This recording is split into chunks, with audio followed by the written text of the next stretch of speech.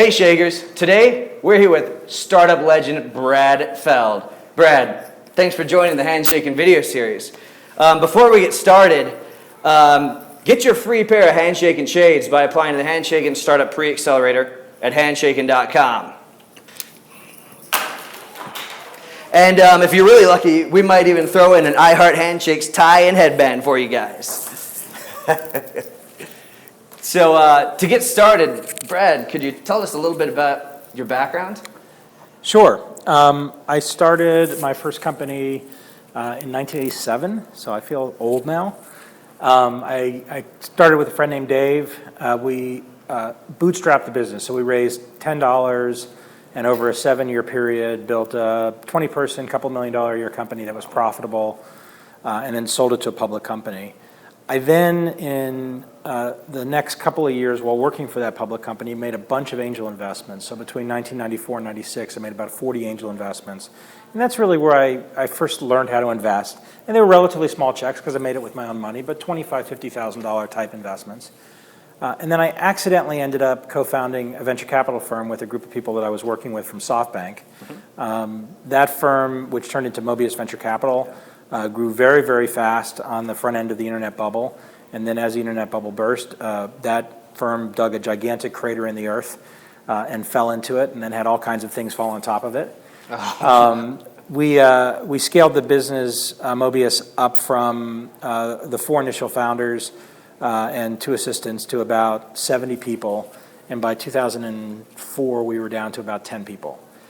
And my partner, Jason Mendelson, and I still run the remains of that firm. We still have a couple $100 million worth of active companies in it.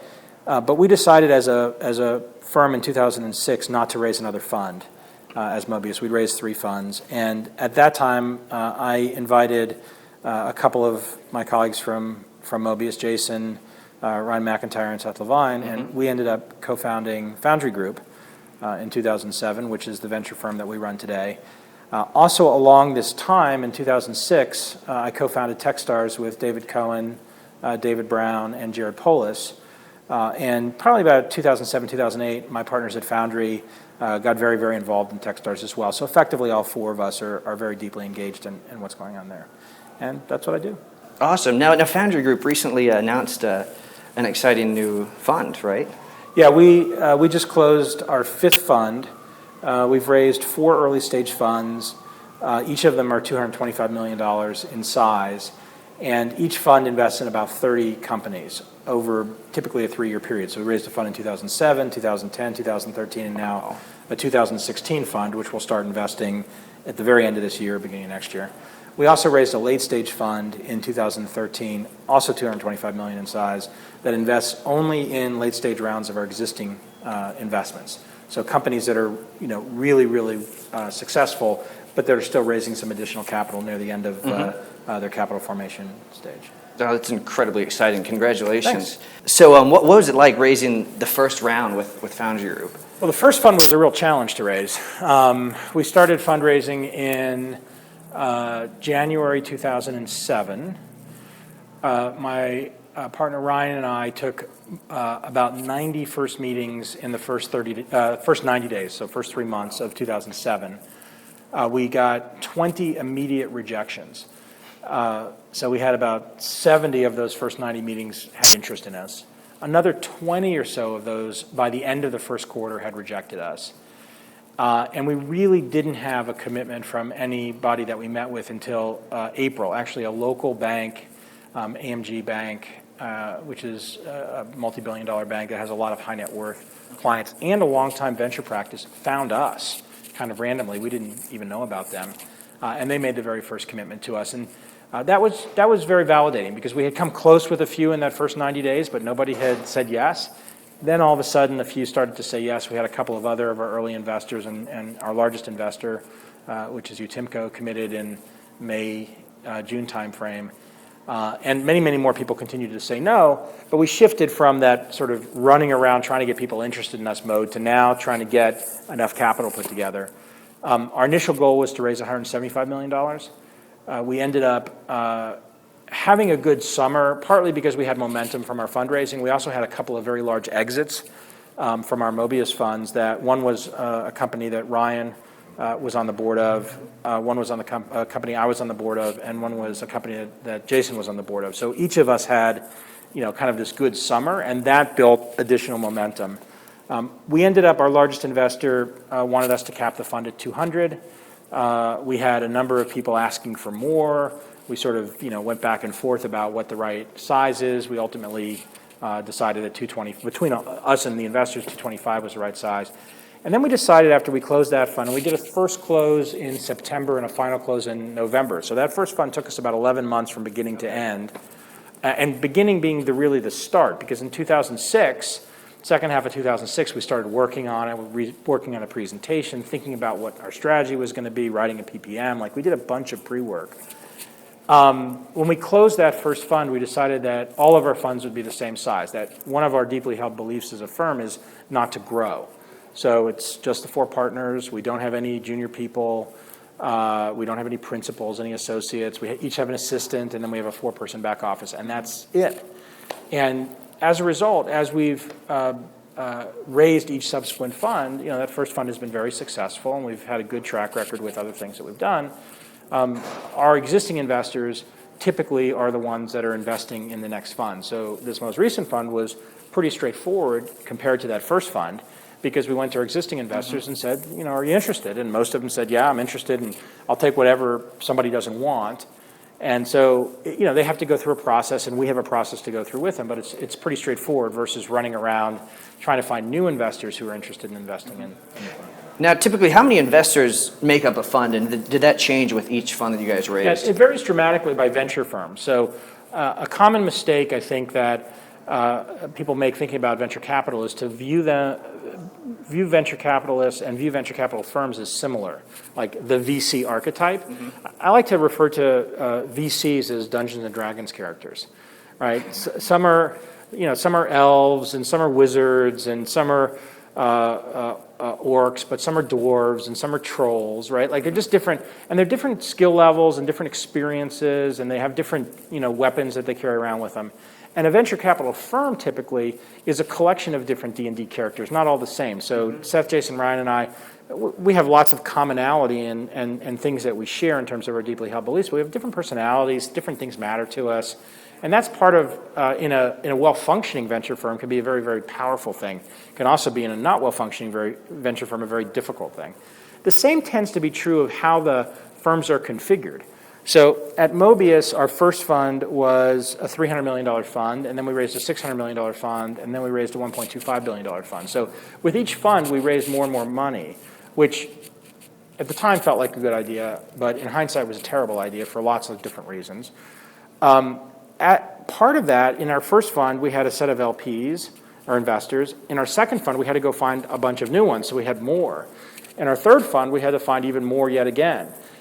We had a lot of institutional investors, endowments, fund of funds, insurance companies, state pension funds, the kind of entities that, as institutions, tend to invest a small amount of their overall assets in venture capital. It's a high-risk, high-return part of their allocation.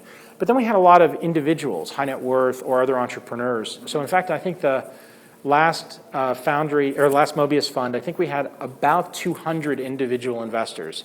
So, founders of companies and, other people sort of around the system that would invest $100,000 to $1 million in the fund. There's a lot of people to manage. And there's a theory that a lot of venture funds have, which is they have these entrepreneurs funds or side funds with the idea of all of the people that are going to invest in your side funds are going to be really helpful to you. Builds out your network. And what I experienced at Mobius was that some of them were helpful. Some of them were actually extremely helpful. But the majority of them were more focused on their world. So they were somewhat disengaged. And even in situations where you reached out to them for help, it was pretty lightweight help. Mm-hmm. The flip side of it was when things were good, everybody was happy.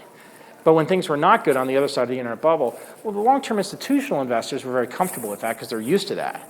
But the individual investors, in addition to being uncomfortable with their investment, they also probably had their own investments or their own company struggling. And so the cash dynamic shifted on them, and that was very difficult.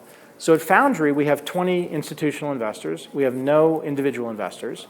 The investors are from our 2007 fund to 2010 fund had a little bit of change. We had several of our investors who didn't have any capital.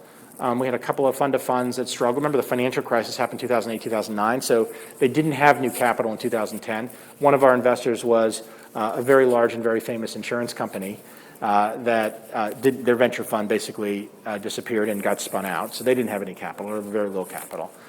And in that second fund, we added 2 new investors that were long-time, significant venture investors who had looked at us in the first fund, had come close, hadn't committed, but had stayed close to us, so proactively be involved.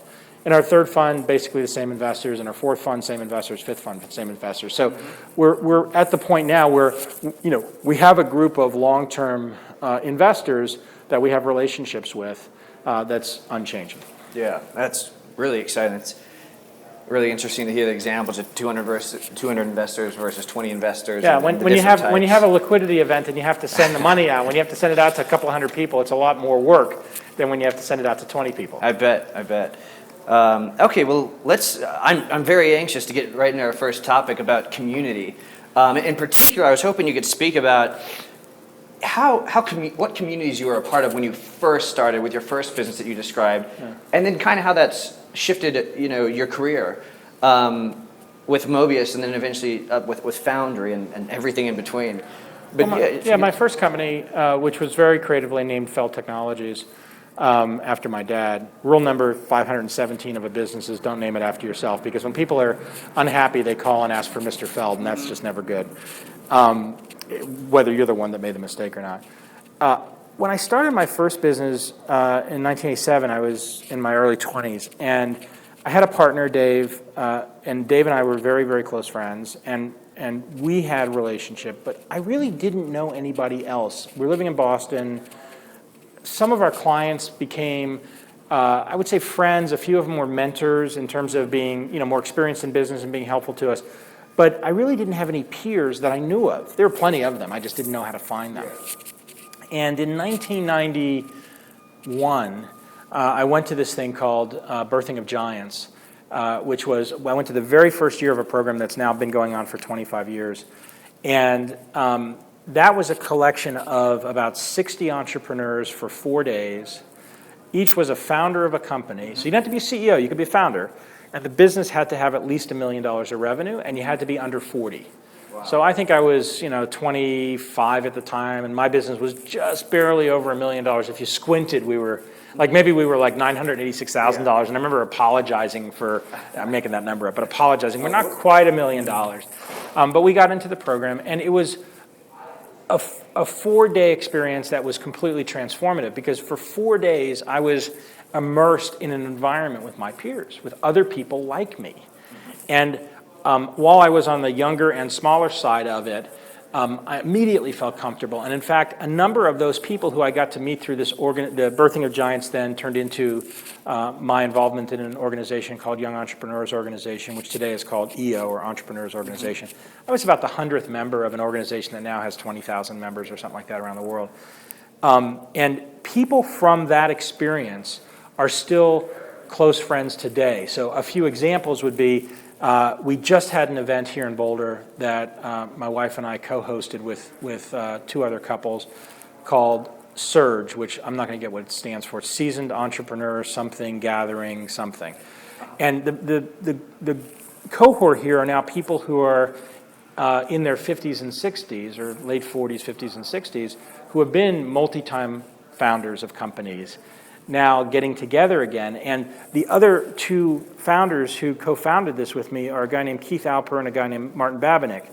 Keith is still running a company he was running 20-something years ago when I first met him, and then several other companies, lives in St. Louis. Martin lives in upstate New York and was the founder of a company called TriNet, which is now a public company. A lot of companies in the Denver Boulder area are customers of TriNet. And 25 years later, even though we don't hang out, we don't do lots of stuff together, we see each other every now and then, we're still peers. It's a very powerful dynamic. So that's one arc for me. And I put a lot of energy into YEO when I was living in Boston. When I started angel investing, I really got the sense that it was powerful, as I was making all of these investments, to regularly convene the people I was investing in and working with. And there were lots of different ways to do it. You can do it at someone's house, you can do it at a restaurant, you can do it sort of once a month from, company to company. And I got involved in a couple of different dynamics around that with different groups and learned a lot about the power of building networks pretty early on, 1994, 95, 96, kind of before we were really even using technology very effectively, and before social networks existed, before even like the first iteration of this stuff existed, that sort of physical interaction around community. That was really the base for many of the things that then evolved, and when I wrote the book Startup Communities in 2012, I would trace my own experiences back to that sort of YEO, birthing of giants, all of these informal relationships, some that had an investment dynamic, many which were just other people like you. And today, I believe that the essence of being a founder and the power of engaging in a community is that you get to spend time with people like you that are on a journey similar to yours, in a way where you can help amplify their journey and they can help amplify your journey. And it's not clean, and it's not organized, and it's not hierarchical, and there's no president, and there's no vice president, and there's no structure to it. But if you can get it linked together geographically, in Denver, in Boulder, and then link those together, Boulder and Denver, and get more linkages between that. And then, I've got a link to somebody in Boulder, but they've also got a link to somebody in Seattle. Like those networks, as they start to become really interwoven, are unbelievably powerful. Absolutely, that's great. Now I've been dying to ask you. So you said the first company, 1987. Yep. And then the first real community you described, was that 1991? Maybe 1991, yeah. I was pretty lost. Like for the first 3 or 4 years, it was me and Dave. Like it was just lonely, and I didn't know anybody, and every now and then I'd run into somebody, and usually it was somebody famous. I'd go to the MIT had a thing called, or still has a thing called the Entrepreneurship Club, MIT Entrepreneurship Club, and they have these events on a monthly basis. And I still remember running into a guy named Bill Warner, who shows up in my story later. He helped us bring Techstars to Boston. So Techstars tends to go to a place because somebody like yanks it and just pulls it to a place. Because we want to do that here versus us saying, we want to do it here. And Boston was our first expansion. And Bill was now an angel investor, and he was in Boston in 2009, and he had made an angel investment in a Techstars Boulder company. And he's like, we have to do this in Boston. I'm like, I don't know if we're ready. We have to do this in Boston. You must do this in Boston. Come on, we're doing it in Boston. And eventually we did it in Boston. I probably met Bill for the first time when I was an undergraduate, 84, 85, and then I saw him once or twice again, and he wouldn't have recognized me. And he was this extremely successful, well-known, lots of humility. But as a 23-year-old, I was terrified to go up to him other than shake his hand and say, hi, can I ask you a question? I asked him a question, but there was no anything deeper. So in that first wave, while I had lots of friends and colleagues, I didn't ever really understand the power of building that community, probably until the 91, 92, 93 timeframe. Wow, so fast forwarding to today, I think I'm just going to ask you to conclude community. What do you recommend aspiring entrepreneurs to, how should they start to join a community? Well, so two things. The best thing to do is realize that the best way to get someone's attention and to engage with someone is to do something for them that enhances their world versus ask them for something.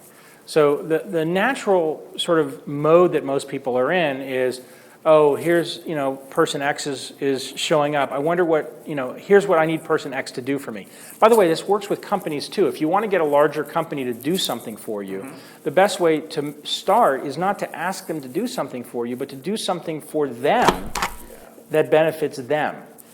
It should be to some degree self-serving. It's not that you have to go do something completely random. It's something that enhances your place on the planet, whatever you're doing.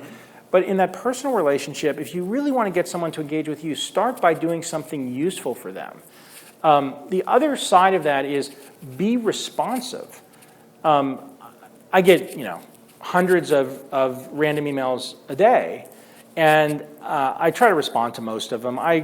There's probably a couple of categories I don't respond to. Somebody sends me what's clearly a form letter with a resume I don't respond to. Somebody sends me something that is clearly a mailing list thing that's, you send out this personalized email that says, at the footer has MailChimp in the footer. I'm like, okay, right, that's really for me.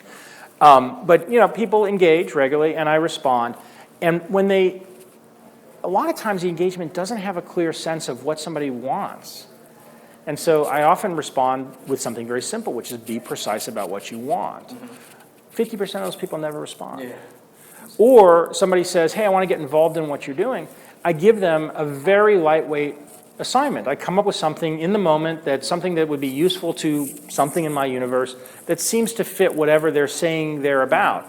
50% of those people never show up, never respond. Of the remaining 50%, half or 25% of the total respond. They respond in a very perfunctional way. They do the task. They do that's cool. All right, we start going back and forth. But the other 25% of them go so far beyond what the task is. And they do things that enhance my world in the context of whatever that minor, simple ask is. Wow. And that gets my attention. I'm like, okay, this person's someone I want to know. This person's somebody I want to work with. Mm-hmm. And it's interesting, busy people, successful people, so there's some that want more friends. Mm-hmm. And then there's others, like me, who's an introvert. I don't need any more friends. I got enough friends. Like if I had no more friends, I'm okay. That doesn't mean I'm not open to more friends, but that's not what I'm looking for. Whereas when you're earlier in the curve in terms of what you're doing, you're often looking for friends. I'm using friends as a broad catch-all phrase for people to connect with. Yeah. Well, you develop a friendship not transactionally, not by saying, hey, will you be my friend? And you say yes, and you say, will you be my friend? Yes, okay, now we're friends. Uh-huh. You develop a friendship by doing stuff for each other and having an interaction over a period of time. And for whatever reason, the dynamics of many, many people today is to look much more transactionally. What can I get out of this person in this moment for this thing that I'm trying to do? And so my advice is just don't think that way. Think about what can I do for this other person that will make their life better, that will enhance their business, that will move something forward. Again, it can be self-interested. It can be something that benefits you too. But take the proactive step. That will get people's attention. Yeah. Well, I think there's three big takeaways, Shagers, from Brad on the topic of communities. And feel free to add to this, but what a big one. Do something for the other person first. Don't think about it transactionally. Listen to Brad with that one. The second one is be precise and really go the extra mile. Like the 25%, I think Brad just described it. Really, don't just do what he said, but that and so much more. Those are the folks who can get Brad's attention. And Shagers, the third conclusion is it really starts with the personal relationship, or what I like to say, the handshake. Whether it's someone high up that you're trying to get to, pay attention to the personal relationship first. Don't ask what you can get from them. And same thing, once you have your startup up and running, do the same thing for the different company that's much bigger that you're trying to close or build a relationship with. Anything to add to that, Brad? No, I think it's great. Good summary. Great, thank you. So let's go ahead and move on to the next topic, which I'm excited for. How do you when you're an entrepreneur with an idea, you need feedback from experts. And as an aspiring entrepreneur, you're basically unemployed. How can you get an expert who's oftentimes a millionaire and way too busy and doesn't respond to emails? How do you get them to email you back? Well, it's very similar to what I just said.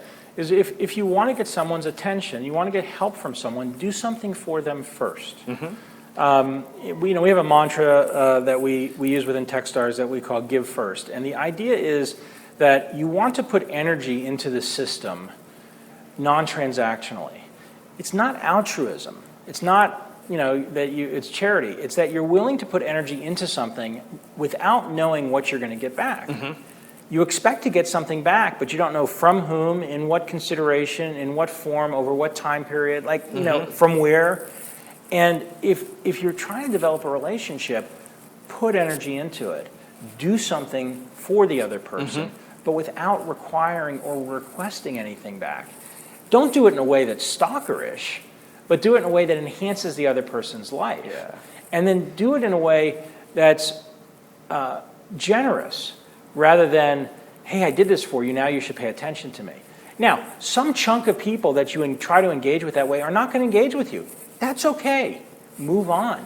right? You're looking for someone who wants to engage with you because of who you are and how you comport yourself. And, people don't engage with you because they're too busy. They don't like the way your name is spelled. They had a shitty day. They're overwhelmed. They're in the middle of a crisis that you don't know about. They're tired. They could be depressed, even though they're super successful. They might not be in a particularly good headspace. So a lot of times it has nothing to do with you. And I think people get frustrated. I'm on the receiving end of some frustration sometimes where people are like, you weren't responsive to me and you didn't help me with this thing that I asked you to help me for. And I'm like, hey, sorry. Like, you want to come over to my house and answer my 500 emails that I got to deal with today? Like, don't feel sorry for me, but it's not interesting to me. Or it's not something that I want to do. Or you want to know something? I'm exhausted. I just can't take anything else on right now. Yeah. So it's this sort of dynamic where as somebody trying to get someone else's attention, start by being useful. You're looking for a mentor. You don't come up to somebody and say, hey, will you be my mentor? It doesn't work. And that doesn't mean anything, right? Well, what do you want from me? Well, I don't know. I just want you to be my mentor. I just want to be able to call you anytime, day or night about anything and get your advice. Like, people are not going to say, okay. I mean, some people will, I imagine, but it's not like, okay, sure. I'm too busy already. Like, I want more time with my wife, and I want to read a science fiction book, and I want to play with my dog. And like, who are you again? Right? So think about that same kind of thing of building that relationship, but then recognizing that mentor relationships evolve over time. And so at the beginning of a mentor relationship, you might feel like you're getting more from the person who's mentoring you. The magic happens when the when the mentor is getting more from the mentee. Yes. It's the person who you're thinking of as a mentor saying, shit, I'm learning a lot from this guy. I'm going to spend more time with him. Yeah. Or I'm really enjoying spending time with this person, even though they've just started their first business, because I'm learning something about a business I'm interested in that I know nothing about. Yeah. Or that person reminds me a lot of me then, and that feels good to me to spend time, emotionally good to me to spend time and help that person. Yeah. Or if that person develops a good business based on what they're doing, my company might want to buy that. Right? Like, there's a whole spectrum of things that range from very generous to very selfish. That's good, but it takes time. And it's the kind of thing where the person that's on the mentoring side, if they're not getting anything out of it and it's just one-way time consuming, they'll do some of that for some period of time. But ultimately, it's not very satisfying. If you build this loop where you're both getting real value out of the relationship, whatever it is, it sustains and grows. Yeah. Gold, Shakers, gold. Brad already did a great job of teaching us how to navigate in the startup community, which a lot of that you can take to experts. But geez, a rising tide lifts all boats, Shakers. Pay it forward, do someone a favor, and do it generously. Don't give a little and ask for something. Just like Brad said, you don't know when, how, why, where, or when you're going to get it back. One more parallel, Shakers. I noticed when we interviewed Eric Matisek, the CEO of the Colorado Technology Association, he told us that sometimes you reach out to people, and the ones that don't help you aren't the right ones to help you, which I think Brad alluded to as well. So you got to find the ones that can help you and are willing to, and rule out the rest because they're not worth your time, at least at that point. But you can always help them, and maybe later they do have time. Well, I'd add into that last comment, a lot of people are not particularly self-aware and are not good at saying no. They like to say yes, so they like to, the self-image is like, oh, let me see if I can help you. And they don't have the self-awareness that they're not good at that thing that you're asking for. That's super inefficient for you and for them, and it's not going to be particularly helpful. I'm, over a long period of time, have gotten good at saying no. I say no a bunch of times a day, so I don't worry about saying no. But I've gotten good at saying no, especially when I don't have a clue or don't feel like I can help. Yeah. I'm very capable at a set of things, but there's another set of things, and it's a long one that I just don't have much experience with, don't have much interest in, don't have skills. Hey, look, if you're having trouble with a 1974 Buick LeSabre, I'm not the second to last person you should call. I am the last person you should call. Like, when I was in college, one of my birthday presents was a power drill. I remember, and my wife loves to tell a story, I got a power drill from my fraternity brothers, and it was a power drill without the insides. It was just a plastic casing of a Stanley or a Black & Decker power drill. Like, it was useless. Because if somebody actually gave me a power drill with a drill in the insides that I could plug into the wall, I might hurt myself, right? So there's sets of things that people just suck at. And a lot of people aren't comfortable saying, no, actually, I suck at that. When somebody does say, actually, I suck at that, you should listen to them. They're saying, not just go away, leave me alone. They're saying, actually, it's not an area that I have much expertise in. Or that's not an area I have much interest in. Or I don't really have time for that right now. Those are all good reasons for you to say, hey, not you're an asshole, you didn't help me. It's like, got it. It also doesn't mean, got it, X through that person, I never want to deal with them again, because things come around and you might end up in a situation that you're doing something that's relevant to them, or they need something from you and they're willing to engage with you that way. So don't lionize people or put them in a box of bad because they're not able to engage with you or willing to engage with you, especially if they have some self-awareness that the thing you're asking for me, I really don't know much about. Yeah. And Shakers, that just, complements perfectly what so many of our past guests have said. You need to be clear so the person knows if they can help you or not. And if they can't, it's okay. Maybe they can in the future with something else. And at least they responded. That's something you should be very thankful for. Let's move on to the importance of building personal relationships with world-class mentors, Shakers. Brad, how have mentors played a role in your success?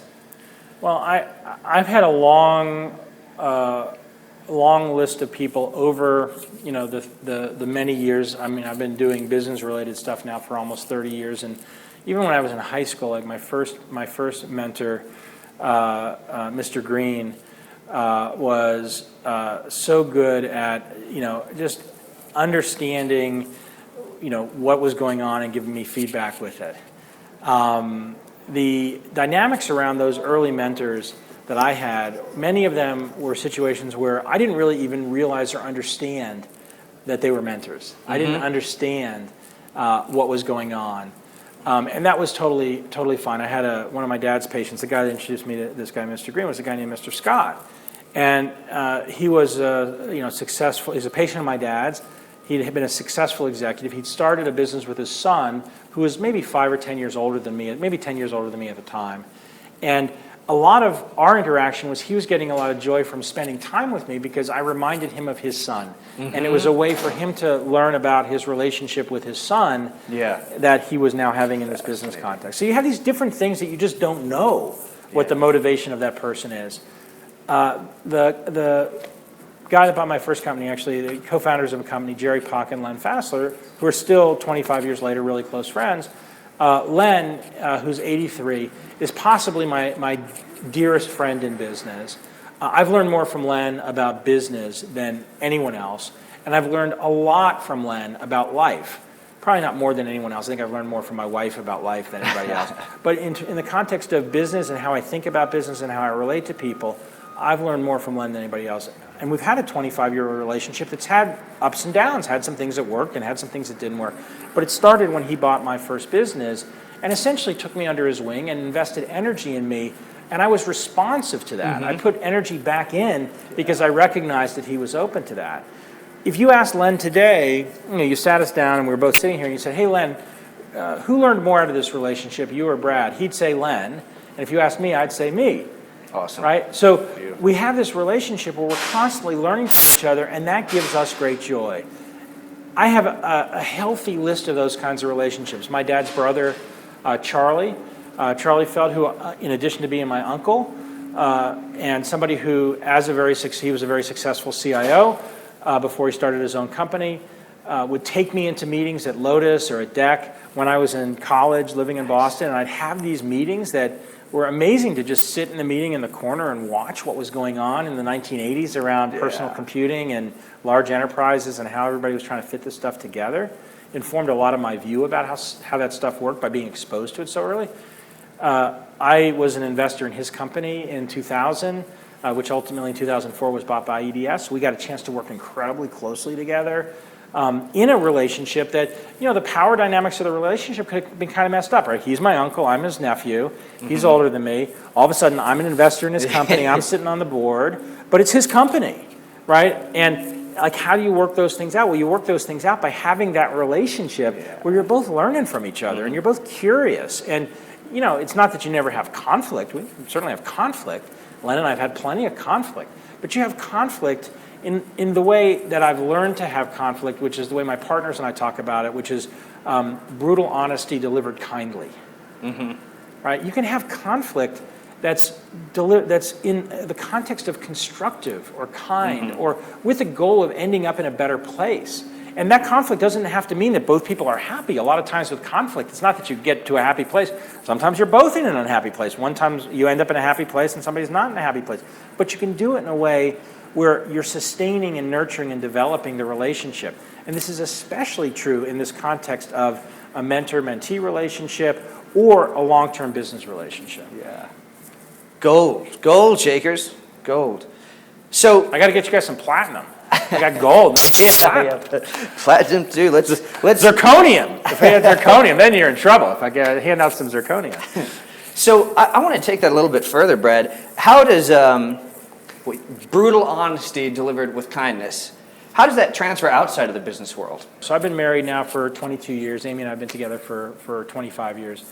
And we have a magnificent relationship. I mean, we're each other's best friend. We're partners. Like, all the happy things about a successful marriage and relationship. We almost split up after 10 years. I know exactly where the red button in the middle of her forehead is. If I want to, start making, like, I know exactly what to say to press it. And every now and then I do it for fun because I just want to see her freak out. And I'm sure she does it to me every now and then. But really, it's I say that in jest. I actually mostly do it accidentally, right? But when you do it, you say, oh, I pressed your red button again. I'm going to back off this. Let's work through that. And you learn over time how to have those relationships. The consistency of it is so powerful. So an example I give in my personal relationship is I don't get angry easily. Maybe once or twice a year I get angry. And Amy likes to say when I get angry, it's really miserable to be around me because it's scary, right? It's the animal metaphor is, I'm a giant, big, cuddly bear.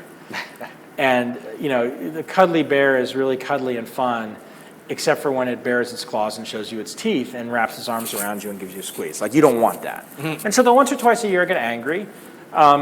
She knows that the right thing to do is go to the opposite end of the house and get in a room and close the door and wait for me to stomp around and cool off. She gets angry much easier than me and much faster than me. And we had this concept that we developed early in our relationship, which is essentially the idea of mutual assured destruction. So essentially, if she's angry and I escalate, or I try to justify, or I try to respond, she just escalates. And if I try to respond, she just escalates. And she can escalate way longer than I can. And all that happens is it just gets worse and worse. And so the best thing to do when we realize we're in that cycle is I just back off.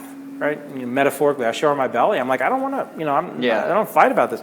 And she'll still escalate a little bit. And I'm like, no, really, I'm done. And she'll still escalate a little bit. And eventually she'll realize that there's not something on the other side. So it's that consistency, right? If every other time we had an argument I went ballistic, it would be a different kind of thing. So I use that as an example. I think that applies to all your relationships. It took me a while to learn that about me. And I couldn't really learn how to be effective in my relationship with her until I learned that about me. And I think this is a place where a lot of people miss, is that they don't spend their time learning themselves. And again, it's not that you're unchanging. It's not that you can't, be outside whatever your normal bounds are, but it's understanding what's normal and what's abnormal. When you're in an abnormal place, having some things that say, I'm not in a normal place. I get angry and I really am angry. I'm like, dude, go for a run. Whatever's bothering you, it's probably not the thing that you're angry about. Something else is going on. Right? I know that about myself. Learn that about yourself. Yeah. Platinum Shakers. Platinum. It's so important for entrepreneurs to realize it's more than just what goes on at the office, isn't it? Yeah. Well, it's life. I mean, life. Work is just part of life. And if you're a founder of a company, you're going to be obsessed about what you're doing. You're going to spend a huge amount of time on it. But that doesn't mean that you can't actually have a life, because you are having a life. Yeah. And you get to decide how that life is allocated. And when you're a founder, a lot of that life is going to be allocated to the work you're doing. But it's not that, I'm not having a life. That's your choice, because you do have it and you're defining how you spend it. Yeah. Oh, that is, I'm stealing that quote for the book, Shakers. It's not that you can't have a life, You are having a life? Was that it? Yep. That's great. That's great. Love it, Shakers. Well, let's move on to one action item. What does Brad Feld recommend to the Shakers to help them as an aspiring entrepreneur something they can do right after this video? I think if you process what we just said and you want to do something right now, think about the list of people in your world, not people you don't know and aspire to know or want to meet, but people in your world that you have a relationship with. Pick one of them and do something significant for them right now. And significant doesn't mean it has to take you a lot of time or cost you a lot of money. Significant means it's something that you put thought into where you believe it's going to enhance their life. And do it selflessly for them, put energy into the system, and do it now. Don't do it tomorrow, don't wait an hour. Think about that now and take action on it. All right, Shakers, thanks so much for your time. Brad, thank you for joining the Handshaking video series. It's been a treat. Shakers, we'll see you next time.